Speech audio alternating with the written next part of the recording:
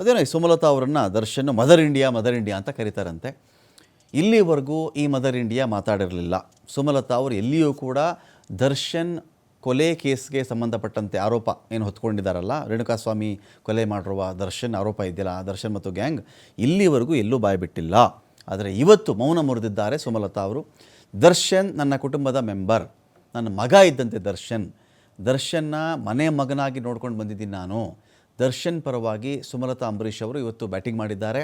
ಸತ್ಯ ಹೊರಬರುತ್ತೆ, ಸಮಯ ಕೊಡಿ ಅದಕ್ಕೆ ಅಂತ ಸುಮಲತಾ ಅವರು ಹೇಳಿದ್ದಾರೆ ಕೂಡ. ಆರೋಪಿಯನ್ನು ಈಗಲೇ ಯಾರು ಕೂಡ ಅಪರಾಧಿಯನ್ನಾಗಿ ಮಾಡೋದು ಬೇಡ, ಆರೋಪಿಯನ್ನು ಆರೋಪಿಯಾಗಿ ನೋಡಿ, ಯಾರು ಕೂಡ ನೋಯಿಸುವ ರೀತಿಯಲ್ಲಿ ಮಾತನಾಡಬಾರದು. ದರ್ಶನ್ ಪರ ವಹಿಸ್ಕೊಂಡು ಸುಮಲತಾ ಅವರು ಈ ಥರ ಸಮರ್ಥನೆ ಮಾಡಿಕೊಂಡಿದ್ದಾರೆ. ಅಂದರೆ ಒಬ್ಬ ಆರೋಪಿ ನನ್ನ ಮಗ ಇದ್ದಂಗೆನೆ, ನನ್ನ ಕುಟುಂಬದ ಸದಸ್ಯ ದರ್ಶನ್. ಇವತ್ತಿಗೇನೋ ಇಂಥ ಘಟನೆ ನಡೆದಿದೆ, ಆರೋಪಿಯಾಗಿ ನೋಡೋಣ, ನಾವೇನೋ ಟೈಟಲ್ ಕೊಡೋದು ಅಥವಾ ಅಪರಾಧಿ ಅಂತ ಹೇಳೋದು ಮಾಡಬಾರ್ದು, ನೋಯಿಸಬೇಡಿ ದರ್ಶನ್ಗೆ ಅಂತ ಹೇಳಿ ಸುಮಲತಾ ಅವರು ಮಾತಾಡಿದ್ದಾರೆ.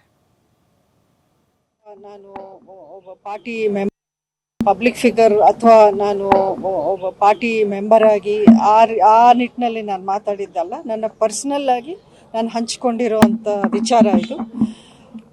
ಖಂಡಿತ ಒಬ್ಬರ ಮನೆಯಲ್ಲಿ ಈ ರೀತಿಯ ಒಂದು ಘಟನೆ ನಡೆದಾಗ ಯಾರೂ ಪ್ರತಿದಿನ ಮಾಧ್ಯಮಗಳ ಮುಂದೆ ಬಂದು ಅಥವಾ ಸೋಷಿಯಲ್ ಮೀಡಿಯಾದಲ್ಲಿ ಬಂದು ಅಥವಾ ಇನ್ನೊಂದು ಕಡೆ ಏನೋ ಮೈಕ್ ತಗೊಂಡು ಮಾತಾಡೋ ಅಂಥ ಒಂದು ಮನಸ್ಥಿತಿಲಿ ಯಾರೂ ಇರಲ್ಲ ಅಂತ ನಾನು ಅಂದ್ಕೊಂಡಿದ್ದೀನಿ. ದರ್ಶನ್ ಅವರ ತಾಯಿ ಆಗಲಿ, ತಮ್ಮ ಆಗಲಿ, ಅವರ ಪತ್ನಿ ವಿಜಯ ಆಗಲಿ, ಖಂಡಿತ ಅವರೂ ಯಾವ ರೀತಿ ಕುಗ್ಗಿದ್ದಾರೆ ಅನ್ನೋದು ನನಗೆ ಪರ್ಸ್ನಲ್ ಆಗಿ ಗೊತ್ತಿದೆ. ಎಲ್ಲರ ಜೊತೆಯಲ್ಲಿ ನಾನು ಎಸ್ಪೆಷಲಿ ವಿಜಯ್ ಅವ್ರ ಜೊತೆಲಿ ಮೊದಲನೇ ದಿನದಿಂದಲೂ ನಾನು ಸಂಪರ್ಕದಲ್ಲಿದ್ದೀನಿ. ಬಟ್ ಇವೆಲ್ಲ ಪರ್ಸ್ನಲ್ ವಿಚಾರಗಳಿರೋದ್ರಿಂದ ನಾವೆಲ್ಲರೂ ಒಂದು ಶಾಕಲ್ಲೇ ಇದ್ವಿ, ಒಂದು ನೋವನ್ನು ನಾವು ಅನುಭವಿಸ್ತಾ ಬಂದಿದ್ವಿ.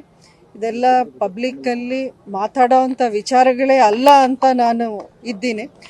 ಆದರೆ ನನ್ನ ಈ ಮೌನವನ್ನು ಕೆಲವರು ಅದನ್ನು ಬೇರೆ ರೀತಿ ಬಿಂಬಿಸೋ ಒಂದು ಪ್ರಯತ್ನವನ್ನು ಮಾಡ್ತಿದ್ದಾರೆ. ಅಭಿಮಾನಿಗಳಲ್ಲಿ ಒಂದಷ್ಟು ಗೊಂದಲವನ್ನು ಸೃಷ್ಟಿಸುವಂಥ ಕೆಲಸ ನಡೀತಾ ಇದೆ ಅಂತ ನನಗೆ ಹಲವಾರು ನನ್ನ ಅಭಿಮಾನಿಗಳು ಹೇಳಿರೋದ್ರಿಂದ ಸರಿ ಒಂದು ಸ್ಪಷ್ಟತೆ ಕೊಡೋಣ, ನನ್ನ ನಿಲುವೇನು, ನನ್ನ ಅನಿಸಿಕೆ ಏನು ಅನ್ನೋದನ್ನು ಇವತ್ತು ನಾನು ಹಂಚ್ಕೊಂಡಿದ್ದೆ. ನೋಡಿ, ಪೊಲೀಸ್ ಅವರು ಅಥವಾ ಕೋರ್ಟಲ್ಲಿ ಏನು ನಡೀತಾ ಇದೆ ಅದಕ್ಕೆ ಯಾವುದಕ್ಕೂ ನಾನೇನು ವಿರೋಧವೂ ನಾನು ವ್ಯಕ್ತಪಡಿಸ್ತಾ ಇಲ್ಲ, ಯಾವುದಕ್ಕೂ ನಾನು ಕಮೆಂಟ್ ಮಾಡಲ್ಲ. ಯಾಕೆಂದರೆ ಅದು ಕೋರ್ಟಲ್ಲಿ